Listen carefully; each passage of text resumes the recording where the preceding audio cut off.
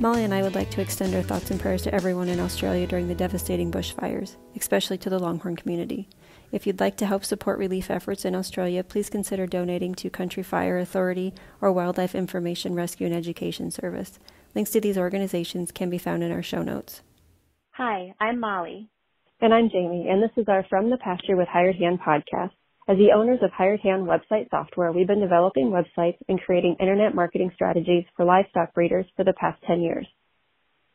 The majority of our customers are involved in the breeding of registered animals, such as Texas Longhorns, Highland cattle, horses, and white-tailed deer, where the pedigrees are very important. The From the Pasture with Hired Hand podcast examines many of the differences in raising pedigreed livestock for maximum profit. Join us and learn what we're covering today. In today's episode, we're interviewing Alison Irwin with Cowboy Cattle Company. Alison and her fiancé Cory raise Texas Longhorns in Australia. Many of you may know them as Cowboy Cattle Co. Texas Longhorns on Instagram. Alison, welcome, and thank you for joining us. Will you please take a moment to tell us how you got started raising Longhorns? Thank you for having us. I'll start by saying. Cory and I started in about 1998. We bought our first two crossbred heifers from a friend who was a roping partner of Cory's at the time. We then bought a Longhorn-infused bull into the herd. He was a PBR bull from a local contractor, and we used him for a little while just to get started because our original intention was just to breed some cattle with horns for Cory to practice on because he was steer wrestling and team roping. There was very little to buy. So that got us started with a herd. Later on, we owned a bull who was out on agistment and he got stolen, and the replacement was a bull that was registered in America. So that sort of got us on the path to improving our herd, and eventually when Texas Longhorns Australia got started and running sales, we bought more and more females and went from there. So our initial start in Longhorns was breeding cattle for rodeo, and Cory went contracting to our local rodeo circuit. We had quite a lot of cows there at one time, but gradually, eventually started to move into more of the stud cattle over time. Okay.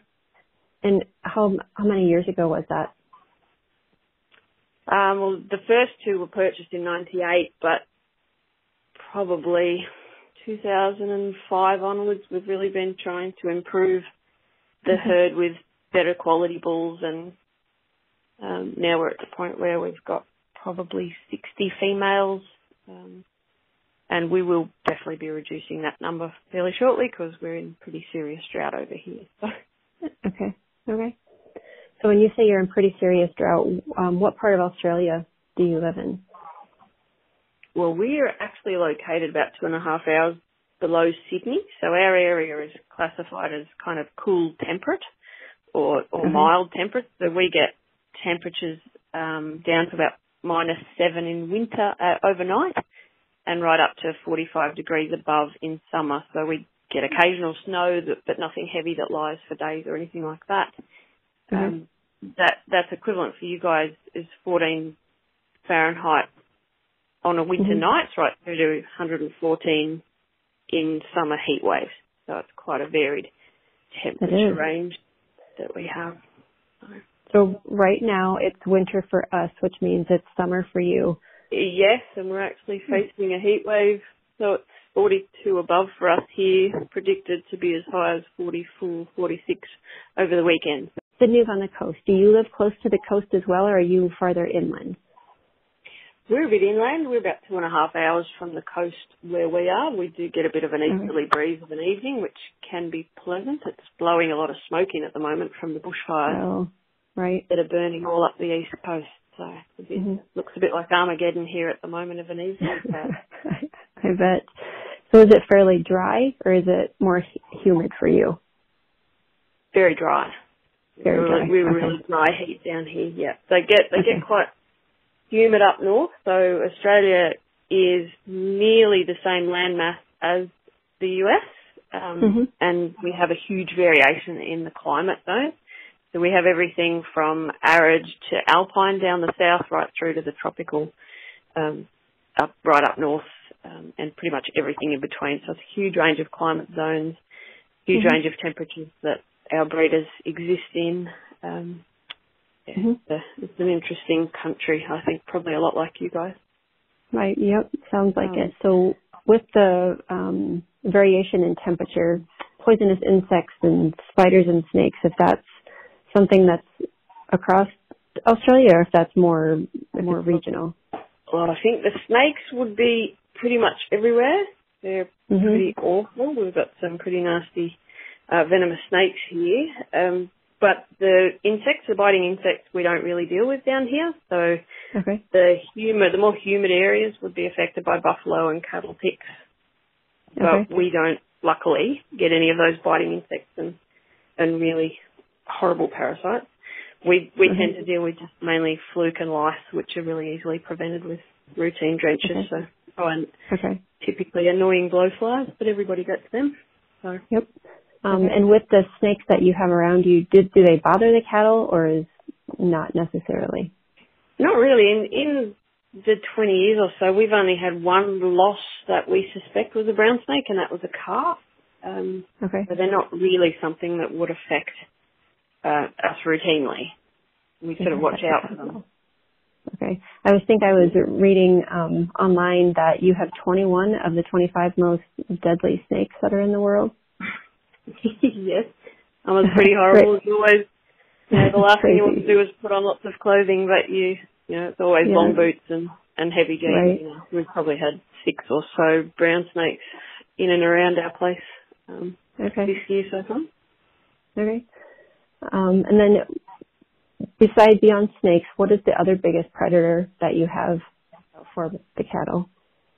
We actually don't really have any there's certainly no native land-based predators in Australia. We do have the dingo, but that's a medium-sized dog, and that's only in sort of probably fairly restricted areas of the country if you're bordering onto national parks or state forests or something like that. And even then it's more likely to be a danger when they're crossed with domestic dogs gone feral. They get quite large and they are a real problem in some areas of the country, and they would potentially take a calf, but not where we are. We don't have any large predators here, so certain parts of the country would deal with saltwater crocodiles, but that's pretty rare, I would imagine. The dingo sounds like it's pretty similar to coyotes that we have. I would imagine so, yeah. I don't think they'd be as big, though. Roughly how many Longhorn breeders are in Australia? We have... It's actually really hard to put a number on it. So there are estimates up to around the 100 mark, but I think in terms of the organisation, there's only sort of something like 40 to 50 members of the association at the moment, and some of them are in the US and Canada. I think a lot of people just want to enjoy the breed and breed without necessarily being part of the association, and there are quite a lot of people who breed just for rodeo stock. So out of the roughly, sounds like 40 to 50 more active members, do you all live pretty close together distance-wise? Do you spread out more across the country? Oh, that's spread right out. So we've got breeders as low as in the country's Tasmania, which is right down to the south, and some of the breeders right up north would be, possibly 3,000, nearly 4,000 kilometres from them, so that's like 2,300 miles, I think. Quite a distance between breeders from north to south, and then east to west, we're talking nearly the same, so 2,500 miles in case from east to west. So breeders are spread right out, so it gets really difficult to have regular get-togethers. So because everybody's spread out, do you have one annual sale, or do you have annual sales or events throughout the year? Yep. Texas Longhorns Australia runs one annual sale and show each year. And there is one other closed vendor sale in Queensland. So there's only really 2 main Texas Longhorn events year-round. So it's not an active community in the sense of events at this point.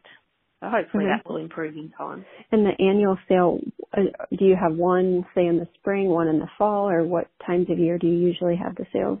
TLA used to run a sale in June, which was our winter, but that's recently been changed to September, so our spring or fall? No, spring. So that has its, I suppose, depending on where you are, because we are so spread out, that brings with it its different issues because people are calving at different times. So for us, a sale in September is approaching calving time. So it just brings different issues for different people across the country, and with the age of stock that they're bringing in it. So we started the show in 2014, I think it was. So it just had its 6th or 7th year of the show. It's only quite a small show. How did Longhorns arrive in Australia, or what's their history in Australia? Well, we actually recently met Patrick Holt and his wife Linda, who brought Texas Longhorns to Australia in the mid-1980s. So they've re-entered the scene, which is wonderful. And they brought in Patrick brought in the first core live animals into the country when live animals were still able to come in. So nowadays we're not allowed to bring in live cattle. But in the 80s, Patrick did a lot of work with the authorities and wrote the protocols and so on to bring cattle into Australia. And it was a huge process. But later on, when the cattle were here and established, they did a lot of embryo transfer and artificial breeding to increase the stock from those original 4 cattle to a range of ag shows and things like that to market and promote them. And they did start to gain some traction early on. But it wasn't until, I think it was about 2008, that Texas Longhorns Australia was established as a formal organisation. And not long after that, they established a grading up program, which enabled a whole bunch of new breeders to get into the breed. Can you explain what the grading up program is? Which is a respected program of breeding to increase the numbers of animals in a certain location if numbers are low. So it's done all around the world, and a lot of breeds here in Australia followed a grading up program to establish numbers because it was difficult and expensive, being so geographically isolated, to get numbers to viable points. So all of our most common breeds have followed a grading up program. Angus, I believe, Hereford, the quarter horse, Santa Gertrudis, a whole range of breeds had followed a grading up program. And essentially what that is starting out like a crossbreeding program in a sense, where you start with a foundation animal, preferably one that has traits that are very close to, or as close as possible to, the end breed.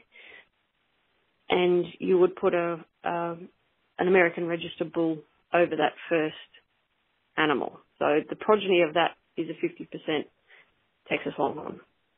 So that's classified a T1. So that's what you'd be doing in a crossbreeding program. But then what we would do in a grading up program is put a full-blood bull over, or full-blood, or a purebred bull over the progeny from the T1. So you're putting a Texas Longhorn bull over successive generations of females until you reach the point 6 generations later where they're classified as purebred.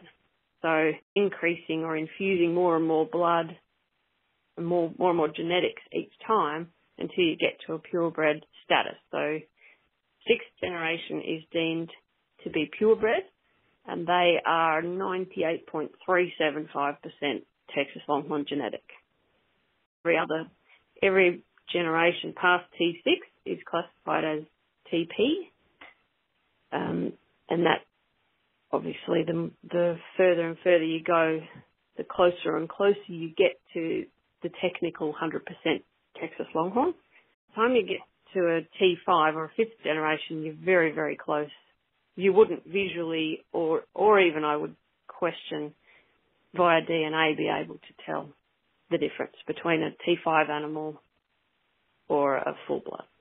So that the grading up program just let people get into the breed where they previously wouldn't have been able to, because there was a very small number of breeders in Australia at the time that had Texas Longhorns, and they were largely American registered, and they were very, very costly, and there was a decent demand for them. So Cory and I would not have been able to get into the breed had it not been for the grading up program. So it was really valuable at the time. And to be honest, I'm not sure how viable an association would have been without a grading up program. So it's allowed a lot of people passionate breeders like ourselves to get into it and improve. So do you purchase genetics from the U.S.? Or is it mainly just within Australia? We did early on buy a few cows from outside, but now we sort of maintaining roughly the same female herd, and yes, then we just purchased genetics from the US. So we're really grateful. I would say that for everybody here in Australia, really grateful for the long-term support of Dickinson Cattle Company and a few other breeders. Charlene Simkin was an early provider of genetics. Ross Suver has recently provided us with SAM checks. And I've got to say, from our perspective, Cory and my perspective, we're really grateful to Jonathan and Christina and Keith and Sandy Bents from Timber Ridge Longhorns and Heaven on Earth. They put a bull through called Tripwire. They had him cleared for export to Australia. So through that partnership, we brought Tripwire across to Australia, and he was great for our herd. And then later on, we had a partnership with Jonathan and Christina in a bull called Beretta 531. So we've got a whole bunch of really exciting heifers here through that connection. So we haven't delved into embryo transfer. There are some people who have brought embryos across, but we just haven't. We're really happy with the progress that we're making with the semen. So Cory does all our own AI, so we're just happy poking along with that program just by buying the US semen. Is there any advice that you have for U.S. breeders who want to get their genetics into Australia programs? I would probably say mainly to understand the genetics that we already have here, and if they are looking to put bulls through, to possibly put up stuff that we don't already have. So we see a lot of, because we've had Drag Iron and we've now got Rio Grande and a few other cattle that go back to that. So we're really looking for things that are a little bit more distantly related than some of the more popular bulls at the moment. So just really talk to breeders. We're always happy to talk to breeders and talk about what people are wanting over here and help them understand what we already have. So we're just not getting anything that's too closely related. And I suppose just be willing to chat, because we've been in a position where we've tried to communicate and don't always get a reply, so a no is always more welcome than silence. Not hearing anything. We love talking to people, so and people can always contact us through any of our channels. I know you said earlier that people are intimidated by their horns. Is there another common misconception about raising longhorns in Australia? I think yes. In one sense, I know people disagree with me. In terms of within the breeding community, there is a bit of a perception that full-blood cattle, as in the American registered cattle, are better and more valuable cattle than the graded purebreds, or those that came up through the grading up program.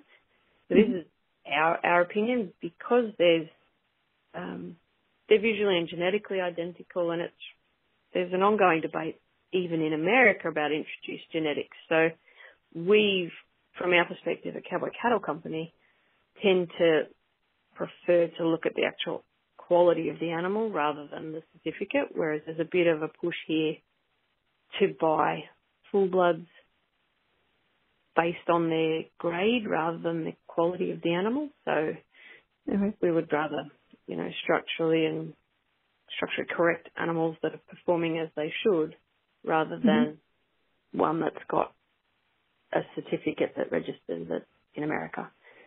So that's our personal point. I know people will disagree with it, and that's fine. But in terms of the bigger challenges with the breed in the wider community, absolutely can be difficult. The perception of the breed over here is, I think, generally poor. And I'm not sure whether it's the same over there, but I think a lot of people have been exposed to animals that have only been bred for rodeo. They're probably more common than the quality stud stock around the place. So the animals that have been bred only for their horns and perhaps not as well raised have contributed to a perception that the breed is not a commercial or viable option for people. I think we're starting from a really low base in that sense. So people don't really know or understand what the breed has to offer. And in that sense, there's a lot of marketing required and consistent. All of the breeders in the country need to be on the same page, producing the same quality of stock, and then able to market quality animals so that that perception will gradually improve. It's, I think that sort of comes back to a point about education. So I'd really like to see more education on people that are new to the industry here as to what the breed can be, so that our baseline is improving as well as our top-end cattle. Is it, do you and Cory, do you take your animals to, so what we have here would be FFA, and it's groups, that's groups in high school who are interested in ag. Do you take your cattle to those kids, or have those kids come out to the farm to try to get them educated, to start, I guess, educating them at a younger age? Or do you not have those groups there? There are a few, like agricultural programs through high schools are sort of more focused in some of the regional areas. So there are a few ag colleges around here, and it is something, it's a good point, it is something we probably could do more of. We have taken cattle to field days and various different promotional events around the place, and that understanding of the perception of the breed comes from those field days that we've been out. So people will either walk past and say, what do you want them for? Or they'll stand and have a really interesting conversation with you. So it's really varied kind of response that you get to the breed. But overall, there are definitely things that we could do more to promote that element of the breed. I think it just comes back to time and money again, because we are so spread out, taking opportunities where you can. And we also, in terms of challenges here, we also have a lot of trouble getting new markets established. So, excuse me, it's really difficult over here to get abattoirs to take beast in because of the horn. If you had large numbers of cattle, they would want them all tipped, their horns tipped to the end of their ear. So that brings with it a whole range of animal welfare issues, because it's getting harder and harder to make those sort of handling issues. They will do an emergency kill with horns, but it's basically getting harder and harder to find any facilities that are willing to fit cattle in for that purpose. So killing for horns or hide in a commercial sense is really difficult, and killing to supply a restaurant or any other sort of commercial market is really difficult. And then on top of that, we're dealing with drought across the country, so formal markets are really difficult to get into. But I suppose in that sense, you flip it around, it becomes an opportunity to look at the smaller markets like the paddock to plate, and there are a few people here who are starting to look into paddock to plate operations. You said, what did you say to plate? So like here we have farm to plate? Yes, paddock to plate we would call it here. Paddock, yeah. So we would call it a paddock versus a pasture or a field. Okay. Those language differences. So you recently had the Texas Longhorn Rendezvous. Is there anything new that you discussed there with the future of the Longhorn breed in Australia that you'd like to share? The rendezvous was run by Pat and Linda Holt in Victoria, and it was really intended as a discussion starter. So it was their first event, and essentially intended to get people talking. So they put a whole bunch of things on the table to prompt conversation and get the cogs turning in people's brain, which I think is something that niche breeds in this country really need to start doing. So in a sense, it was putting issues on the table like the rising impact of animal welfare and animal liberation organisations in the raising of livestock. It went as far as talking about blockchain technology. We discussed a few things like the issues that the breed face in terms of perception and the ability to kill through standard abattoirs and things like that. So there was more issues put on the table to get some cogs turning, and I think the intention is that Linda and Pat will run some more events that will further that conversation. So wasn't really outcomes focused. It was more a discussion starter. And I think in that sense it was very effective. And the further events the patent leader will run and the education they'll run, I think, is really sorely needed. So it'll be a good, hopefully a good turning point for the breed here to have regular conversations about where we're going. And they had a really huge response actually to the event. So they've got a lot of people that are seeking more advice and more information and more connection, which is a really good sign, I think. Are those people who currently have Longhorns or people who are interested in getting Longhorns? I think it's a variety of people. So certainly a lot of the breeders that exist within TLA, active breeders in TLA that are wanting to progress, and people who are perhaps breed but aren't members, and then people who don't yet breed but are interested in the breed and will purchase when they have the opportunity or have the land to raise them on and that sort of thing. That's exciting news. It is. Yeah, it's a good sign for the breed, I think. Sort of tend to feel like a rising tide lifts all boats. So it can only be good for the breed with more people. Love what you're hearing? Be sure to check out our Pickup Truck Confessions. It's a video series where we hop in the truck or rental car and interview a variety of breeders about what drives their passion for their livestock, how they got started in the breed of their choice, marketing tips, and more. And now, back to the podcast. Or at your sales or private treaty, what's the average? That would be really hard to put a figure on. We've had TLA sales where the top price cow was an $8,000 cow. But our last sale, which is, I think, very much a reflection of the drought, the top price animal was $1,500.